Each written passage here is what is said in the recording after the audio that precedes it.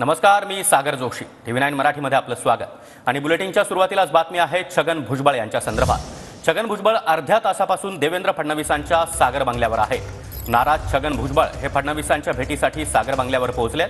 मंत्रिमंडळामध्ये स्थान न मिळाल्यानं भुजबळ हे नाराज आहेत. आणि याच नाराजीच्या पार्श्वभूमीवर आता छगन भुजबळ हे सागर बंगल्यावर अर्थात मुख्यमंत्री देवेंद्र फडणवीस यांच्या भेटीसाठी पोहोचलेत. जवळपास अर्ध्या तासापासून छगन भुजबळ हे सागर बंगल्यावर आहेत.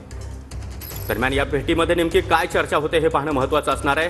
अजित पवार गटाकडून माणिकराव कोकाटे यांना संधी देण्यात आली, तर छगन भुजबळ यांना मात्र डावलण्यात आलेलं आहे. आणि यामुळेच छगन भुजबळ हे नाराज आहेत.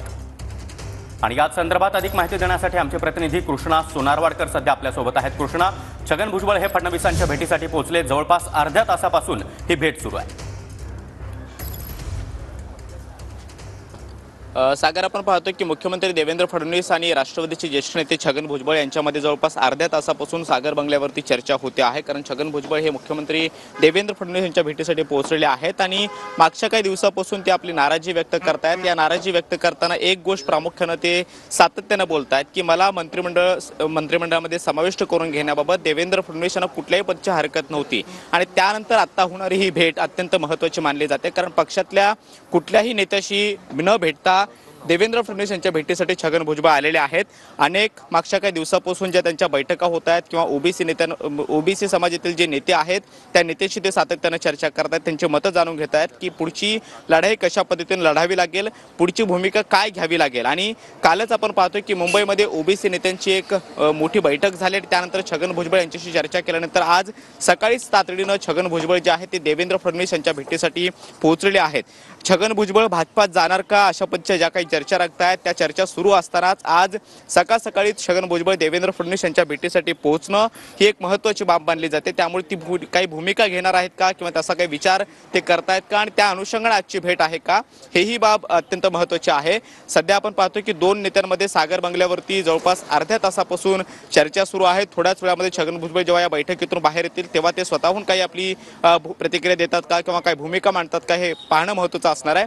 छगन भुजबळ बंडाच्या तयारीत आहेत आणि तशी भूमिका घेऊ शकतात असंही काही वेळापूर्वी भाजपचे नेते प्रवीण दरेकर म्हणाले. त्यामुळे तसा काही विचार त्यांच्या डोक्यामध्ये आहे का हे पाहणं सुद्धा महत्त्वाचं असणार आहे. कारण जेव्हा त्यांना विचारण्यात आलं की मंत्रिमंडळामध्ये आता तुम्हाला स्थान मिळालं नाहीये, पण पुढची भूमिका काय असणार आहे, पुढची रणनीती कशा पद्धतीची असणार आहे, तेव्हा छगन भुजबळ म्हणाले की मग माझ्या लोकांशी बोलीन, माझ्या सगळ्या पदाधिकाऱ्यांची मतं जाणून घेईन आणि त्यानंतर पुढचा निर्णय जो आहे तो घेईन.